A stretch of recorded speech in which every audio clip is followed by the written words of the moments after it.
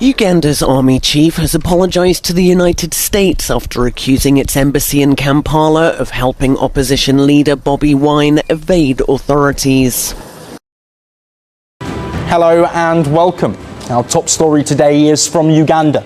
The country's Army Chief, General Muhoozi Kainerugaba, has made yet another controversial move. He broke ties with the US, accusing its embassy of hiding opposition leader Bobi Wine. But just an hour later, Kainerugaba, who is also President Museveni's son, made a U-turn. He deleted the post and issued an apology to the US. It all started with a post on X, which is Kainerugaba's favourite place to wage wars and attack his enemies. This is what he posted. Because of the present situation where an opposition leader kidnapped himself and is missing, and according to our best intelligence, he did all this in coordination with the current administration at the U.S. Embassy in our country. We, as UPDF, suspend all cooperation with the current administration at the U.S. Embassy in Kampala. And in a separate post, Museveni's son also issued a threat to foreign powers who may attempt to protect Bobi Wine in the future. I want to say this only once. Any foreign powers that attempt to smuggle Bobi outside the country are going to create a serious rupture in relations. But soon, Kainerugaba reversed his stance. He deleted the post within an hour of putting it up and shared this message. I want to apologize to our great friends at the United States for my earlier tweets that I have now deleted. I was being fed wrong information. I have spoken with the U.S. ambassador to our country, and everything is okay. We are going to continue our military cooperation as usual.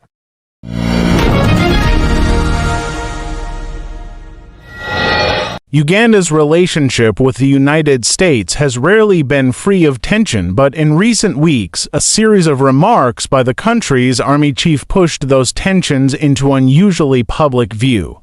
What followed was a swift diplomatic response, an apology that raised as many questions as it answered, and renewed debate about power, politics, and the role of the military in Uganda's civilian life. At the center of the controversy is General Muhoozi Kainerugaba, Uganda's chief of defense forces and the son of President Yoweri Museveni, who has ruled the country for decades.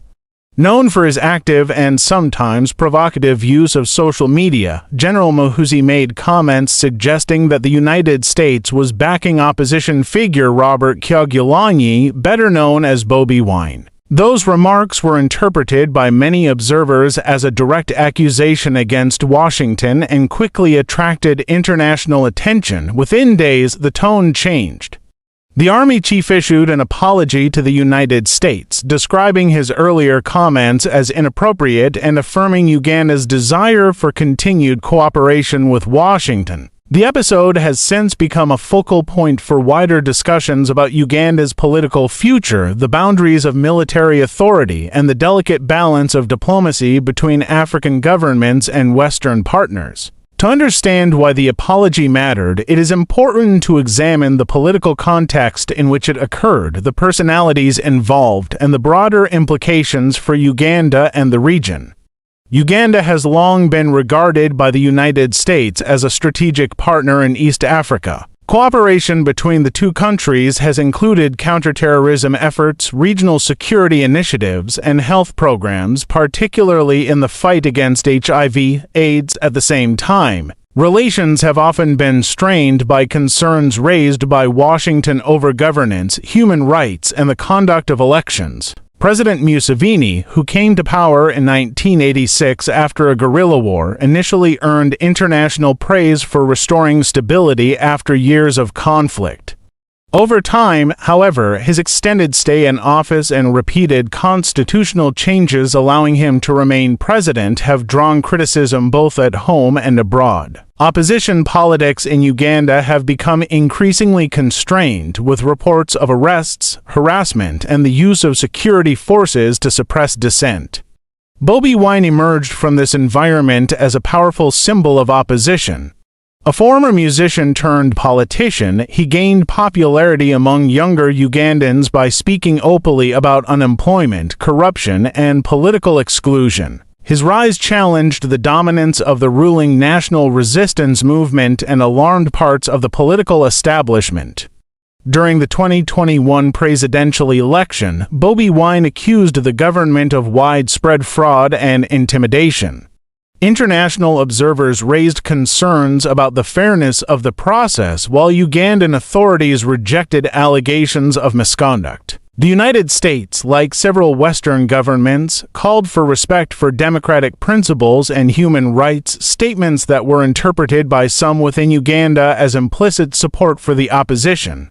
It is against this backdrop that General Muhoozi's comments must be understood. In public statements, he suggested that foreign actors, including the United States, were interfering in Uganda's internal affairs by backing Bobi Wine. Although such claims have been made before by African leaders facing domestic opposition, the unusual aspect in this case was the source, the sitting army chief. In many democracies, senior military officers are expected to remain politically neutral and to avoid public commentary on partisan matters. Uganda's situation is more complex.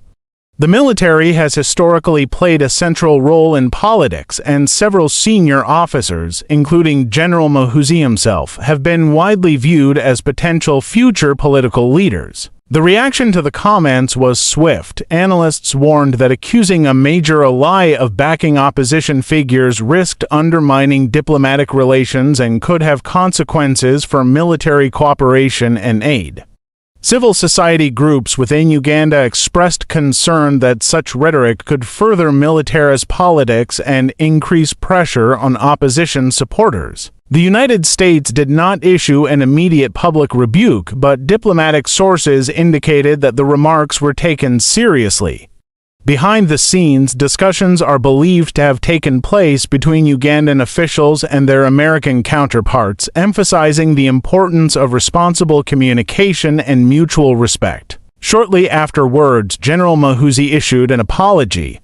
In a statement shared publicly, he expressed regret for the comments and reaffirmed Uganda's commitment to its partnership with the United States. He emphasized that Uganda valued its long-standing relationship with Washington and that his earlier remarks did not reflect official government policy. The apology was welcomed by some as a necessary step to calm tensions, but it also raised questions. Why had the comments been made in the first place?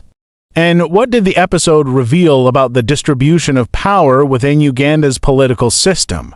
For critics of the government, the incident highlighted the blurred line between military authority and political discourse. They argued that the Army Chief's initial remarks reflected a broader pattern in which security institutions are used to send political signals, particularly in relation to opposition figures.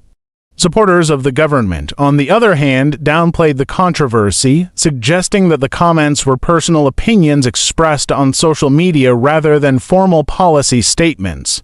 They pointed to the apology as evidence that Uganda remained committed to constructive international engagement. The role of social media itself has become an important part of the story. General Muhoozi's online presence has often generated headlines, with posts that range from light-hearted remarks to serious political commentary. In a country where traditional media operates under significant constraints, social platforms have become an influential space for political communication, but also one where statements can quickly escalate into diplomatic issues. Beyond the immediate apology, the episode has implications for Uganda's domestic politics. Bobi Wine remains a central figure in opposition politics, despite facing legal challenges and restrictions on his activities. His supporters view international attention as a form of protection, while government officials often portray it as unwarranted interference. The United States has repeatedly stated that it does not support individual candidates in Ugandan elections, but advocates for democratic processes and human rights. This distinction, however, is not always accepted by ruling elites, particularly when international criticism aligns with opposition grievances. In East Africa more broadly, the situation in Uganda is being closely watched. Several countries in the region face similar tensions between long-serving leaders, youthful populations demanding change, and powerful security establishments. How Uganda navigates these dynamics could influence political trajectories beyond its borders. The apology also underscores the importance of diplomacy in managing disagreements. Despite moments of friction, Uganda and the United States share strategic interests, particularly in regional security. Both sides have incentives to prevent rhetorical disputes from escalating into lasting damage. For Washington, maintaining engagement with Uganda involves balancing criticism of governance issues with cooperation on security and development. For Kampala, the challenge lies in asserting sovereignty while avoiding isolation or loss of international support. As the immediate controversy fades, deeper questions remain unresolved. What role should the military play in Uganda's political discourse? How can opposition politics function in an environment where security concerns dominate? And how will Uganda's leadership manage succession in a system so closely tied to one family and its allies? The episode involving the Army Chief's apology may ultimately be remembered less for the words themselves and more for what they revealed about the state of Ugandan politics. It exposed sensitivities around foreign influence, highlighted the power of individual voices within the state, and reminded observers of the fragile balance between authority and accountability. For ordinary Ugandans, the focus remains on everyday concerns, jobs, education, health care, and the freedom to express political views without fear. Whether diplomatic incidents such as this lead to meaningful change at home is an open question. What is clear is that Uganda's political landscape continues to evolve under intense scrutiny, both domestically and internationally. The relationship with the United States, while tested, remains a significant factor in that evolution. As Uganda moves forward, the handling of dissent, the conduct of its security forces, and the tone of its engagement with international partners will shape perceptions of its commitment to democratic norms. The apology from the Army Chief may have eased immediate tensions, but the broader debates it sparked are likely to continue. In the end, this episode serves as a reminder that in an interconnected world, words spoken by powerful figures carry weight far beyond national borders. How leaders choose those words can either deepen divisions or open space for dialogue. For Uganda and for its partners, the stakes remain high.